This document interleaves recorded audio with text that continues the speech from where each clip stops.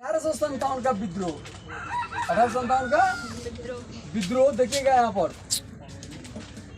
बहुत सारे फैक्टर्स किसी भी आंदोलन को शुरू होने में या यदि कोई आंदोलन होता है तो वह एकाएक नहीं हो जाता, बल्कि उसके पीछे कई कारण रहते हैं, कई कारण पहले से बिछे रहते हैं, उसके बारूद पहले से बिछे रहते हैं, उसके कारण पहले से तैयार रहते हैं। जरूरत होती है एक माचिस की तिल्ली की, वह माचिस का तिल्ली जो होता है वह उसका तत्कालिक कारण बनता है और क्या होता है, वह युद्ध शुरू हो जाता है। जैसे ये 1857 का विद्रोह जो हुआ, इसका तत्कालिक कारण क्या था? चर्बी वाला कारतूस। क्या था? चर्बी वाला कारतूस। कल जब आप लोगों को मंगल पांडे के बारे में बता रहे थे तो उस चर्बी वाले कारतूस की बात मैंने किया था, नहीं किया था? किया था।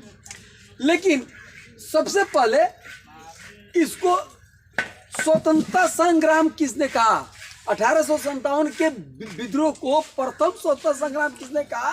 तो वीर सावरकर ने कहा। किसने कहा? वीर सावरकर ने कहा। याद रखिएगा, ये पूछ सकता है आपसे सवाल कि 1857 के विद्रोह को प्रथम स्वतंत्रता संग्राम किसने कहा? तो किसने कहा? वीर सावरकर ने कहा। और ये जब 1857 का विद्रोह हुआ, यह जानिए इसके कई कारण थे। इसके राजनीतिक कारण थे। क्या थे? राजनीतिक कारण थे, आर्थिक कारण थे, धार्मिक कारण थे, सामाजिक कारण थे, साथ तत्कालिक कारण थे, ये सारे कारण थे। और जब तक सारे कारण इकट्ठा नहीं होते हैं तब तक कोई विद्रोह नहीं होता है। अब राजनीतिक कारण की बात यदि हम करें तो यह कि उस समय यहाँ पर शासन करने वाला कौन था? डलहौजी था। कौन था? डलहौजी था। तो डलहौजी क्या किया था? यह अपने नियम में ये क्या किया कि निकाल दिया, गोद लेने की प्रथा को बंद कर दिया। क्या किया? सबसे पहले गोद लेने की प्रथा को, जिसको हम कहते हैं डॉक्ट्रिन ऑफ लैप्स। क्या कहते हैं इसको? Doctrine of lapse. मैंने गोद लेने की प्रथा पर क्या किया? और गोद लेने की प्रथा से प्रभावित कौन थी? झांसी की रानी का नाम सबको जानता होगा। झांसी की रानी कौन थी? लक्ष्मीबाई थी, जिनकी शादी गंगाधर राव से हुई थी और शादी के 1 वर्ष के भीतर ही वे क्या हुए? मर गए। इनको अपना कोई संतान नहीं हुआ। तो डलहौजी का कहना यह था कि यदि किसी राजा को अपना कोई संतान नहीं है, यदि अपना कोई वारिस नहीं है, तो उसके साम्राज्य को अंग्रेजी साम्राज्य में मिला लिया जाएगा।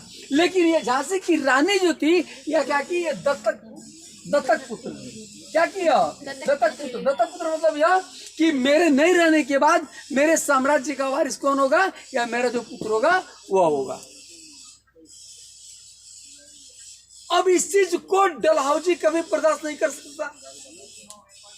यह एक कारण बना। बोर्ड ऑफ रेवेन्यू के द्वारा वीर कुंवर सिंह का नाम सबको जानता होगा भाई, वीर कुंवर सिंह, उनकी जागीरदारी को ये लेना चाहा। किसके जरिए? कौन सा नियम बना के? Board of revenue.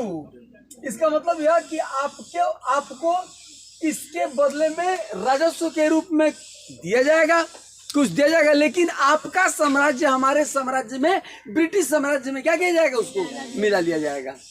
जिसको मानने से ये तैयार नहीं हुए। कौन? वीर कुंवर सिंह। आखिर क्यों मान जाएगा भाई? क्यों मान जाएगा? आप हमको कह दीजिए कि आपके सारे जमीन को हम ले रहे हैं और आपको चावल दाल सब्जी दोनों समय देंगे। क्यों भाई? क्या संभव है? ऐसा नहीं है। तो इस तरह से फूट डालो और शासन करो, फूट डालो और शासन करो। मैंने दो जो शासक है यहाँ के, जो 2 राजा है, उनको क्या करो? आपस में कोई लालच देकर क्या करो? मैंने तीसरे को हराने के लिए दोनों में फूट डाल दो, फूट डाल दो। और फूट जब पड़ जाएगी तो क्या होगा? वो कमजोर पड़ जाएगा। और जब वो कमजोर पड़ जाएगा तो हम क्या करेंगे? खुद हम शासन कर लेंगे और उसके साम्राज्य को हम अपने साम्राज्य में मिला लेंगे। यह 1857 के विद्रोह का एक कारण था। क्या था? एक कारण था। इसके सैनिक कांड थे। सैनिक कांड क्या थे? सब करते ना। सैनिक कांड यह था कि जो भारतीय सैनिक अंग्रेजी सेना में भर्ती होते थे उनको निम्न पदों पर रखा जाता था। उनकी बहाली निम्न पदों पर होती थी और ऊंचे पदों पर अंग्रेजों की बहाली होती थी। भारतीयों का वेतन कम मिलता था और अंग्रेजों को वेतन ज्यादा मिलता था। अब बोले कि वही काम वो भी कर रहा है, वही काम भारतीय भी कर रहा है। एक को वेतन ज्यादा मिलेगा, एक को वेतन कम मिलेगा। क्या यह बात बर्दाश्त होगी? नहीं होगी ना। नतीजा यह हुआ कि सैनिक क्या थे? असंतुष्ट थे। नहीं मैं समझे? क्या थे? उस वक्त इसके धार्मिक कांड भी थे। धार्मिक कांड ये थे कि अंग्रेज जगह जगह लोगों से क्या करते थे? युद्ध किया ही करते थे। और उस समय जल मार्ग था और भारतीय उस समय के भारतीय मान्यता के मुताबिक जल मार्ग से यात्रा जो करता है तो उसका धर्म कर्म क्या होता है? नष्ट हो जाता है। इसलिए भारतीय सैनिक जल मार्ग से जाना नहीं चाहते थे। भारतीय सैनिक जल मार्ग से जाना नहीं चाहते थे। तो जब जाना नहीं चाहेंगे तो क्या होगा? विद्रोह होगा ही होगा। नहीं होगा विद्रोह? माने यदि लड़ने के लिए कहीं हम अपने सैनिक को भेजें और हमारा सैनिक नहीं जाए तो फिर क्या होगा? माने होगा ही होगा विद्रोह।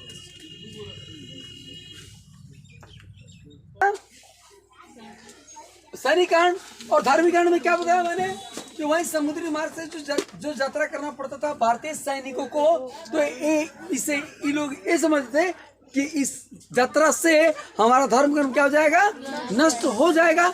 इसलिए वे लोग युद्ध करने के लिए जल मार्ग से जाना नहीं चाहते थे। नतीजतन दोनों के बीच तनाव होना स्वाभाविक है।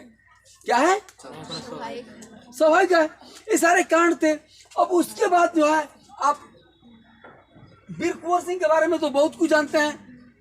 जानते कि नहीं जानते हैं? जानते हैं ना? जानते तो ठीक है। वीर कुंवर सिंह जो थे, वीर कुंवर सिंह ये 80 वर्ष के थे। कितने वर्ष के थे? 80 वर्ष के थे। और 80 वर्ष की उम्र में जो ये लड़ाई लड़े, हमको लगता है कि आज के नौजवान भी वैसे नहीं लड़ पाएंगे। उतनी ताकत नहीं होगी, उतना माने उनमें ओज नहीं होगा, वीरता नहीं होगी। वे जब गंगा को पार कर रहे थे, जब अंग्रेजों को ऐसी खबर मिली तो वहां पहुंचे और पहुंचकर क्या क्या उन पर गोली चला दी। वे गंगा के बीच धार में हैं, तैर रहे हैं। जब उनके दाहिने हाथ में गोली लगी तो वो देखे कि भाई हम मर जाएंगे। अपने ही तलवार से अपने दाहिने हाथ को काट दिया और काट के हाथ को गंगा को समर्पित कर दिया और वह घायल सिर नहीं हो गया, भाई घायल सिर हो गया। और एक हाथ से गंगा को तैरते हुए अपने घर पहुंचा। वहां पहुंचा भी तो वहां पर ली ग्रैंड नामक सेना पहले से घेरी हुई थी। कितनों को मौत के घाट पहुंचाया और वे सकुशल घर में चले गए। लेकिन घर में तो चले गए, लेकिन उसी घाव से 1858 में उनकी मृत्यु हो गई।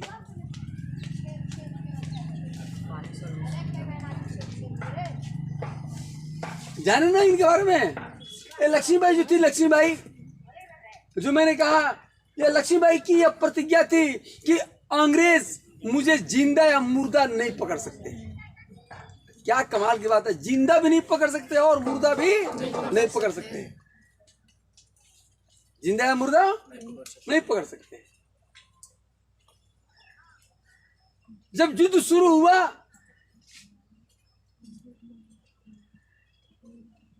इन पर एक अंग्रेज सैनिक आकर क्या किया? जबरदस्त वार किया। इनका घोड़ा जो था वह थका हुआ था। यह घोड़ा को जो बदली हुआ घोड़ा वेल ट्रेंड नहीं था। पास में एक नाला था, नाला को वो जल्दी से पार नहीं कर सका। नतीजा यह हुआ कि वो सैनिक क्या किया, इनको इन पर प्रहार कर दिया। लेकिन इनके जो सैनिक थे लक्ष्मीबाई के, उनका सर पकड़ा और पकड़ के उनका गर्दन धड़ से क्या किया, अलग कर दिया। वो घोड़ा किस तरह से भागते भागते गया, लेकिन भागते भागते गया तो जंगल में कुटिया के पास गई तो यह गिर गई, दम तोड़ दी। साधु ने देखा कि भाई ये तो लक्ष्मीबाई है, तो झांसी की रानी है, यह लक्ष्मीबाई है, और ये प्रतिज्ञा की है कि मुझे वे जिंदा मुर्दा नहीं पकड़ सकते। वो तुरंत लकड़ियों को इकट्ठा किया, इनके लाश को रखा, आग लगा दिया। जब तक ये लोग वहां पहुंचते तब तक लाश क्या होती, जल चुकी। ऐसी वीरांगनाएं यहाँ पर पैदा हुई है, ऐसे वीर लोग यहाँ पर पैदा हुए हैं। यह 1857 की जो बात चल रही है, बहुत लोगों ने अपनी कुर्बानी दी है इस देश के लिए। देश को आजाद कराने में बहुत लोगों ने क्या किया है, अपनी कुर्बानी दी है। हंसते हंसते फांसी के फंदे को चूमा है, सीने पर गोलियां खाई है, पीठ नहीं दिखाया है लोगों ने पीठ नहीं दिखाया है। ये तत्कालीन कांड क्या बना इसका? तत्कालीन कांड ये हमारा चर्बी वाला कारतूस, जो आप जानते भी हैं, जो मैंने आपसे कहा भी कल था। तत्कालीन कांड मैंने उस फैक्ट्री में जहां पर कारतूस बनता था ना, उसमें एक बूढ़ा वर्कर भी काम करता था। वो पानी पीने के लिए गया तो वहीं मंगल पांडे की मैंने जो थी बैरक, उसके 2 जवान पानी पीने के लिए गए थे। वो बूढ़ा जो था काम करने वाला फैक्ट्री में, वो उन लोगों से बोला कि थोड़ा सा आप लोग इस कल को चला दे कि मैं भी पानी पी लूं। सिपाही रंग रूट समझता है ना, वो बोला कि हम पानी चलाएंगे और तुम पिएगा। वो बूढ़ा बोला कि अरे इतना रोब हम पर दिखाने की क्या जरूरत है, जाओ जाओ जाओ उस कारतूस को फोड़ो। क्योंकि उस समय की जो कारतूस बनती थी उसको पहले दांत से खींचना पड़ता था, और दांत से खींच कर तब बंदूक में भर के उसको क्या करना पड़ता था, फायर करना पड़ता था। तो मुंह से खींचना है, और उसमें गाय और सुअर की चर्बी मिली हुई है। वो बताया था कौन, वो बूढ़ा वर्कर। तो उसमें अब देखिए, यदि गाय और सुअर दोनों की चर्बी यदि है तो उससे दोनों जाति का, हिंदू और मुस्लिम दोनों धर्म क्या हो रहा है, नष्ट हो रहा है। इसकी सूचना जब वे लोग पाए, वे लोग आए और अपनी छावनी में बोले, कैंप में अपने बोले। मंगल पांडे ने सुना, और मंगल पांडे ने क्या किया, अपने ऑफिसर को गोली मारी और विद्रोह का सूत्रपात